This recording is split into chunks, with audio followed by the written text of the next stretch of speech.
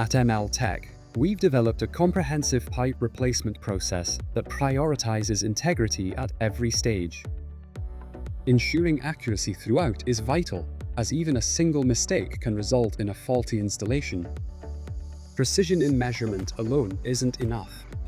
Each step must be meticulously followed.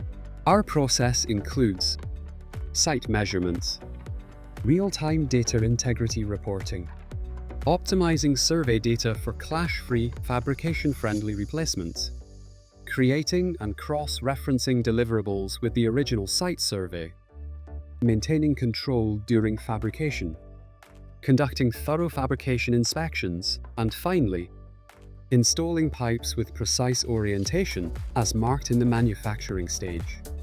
This diagram shows the problem that occurs when an installation is performed incorrectly. The top image shows the correct installation. In the next image, the spool is installed with the top dead center at the bottom. In this image, the spool has been placed with flange 2 at the tie-in instead of flange 1. When executed correctly, this process ensures reliability and minimizes failures. The advantages speak for themselves.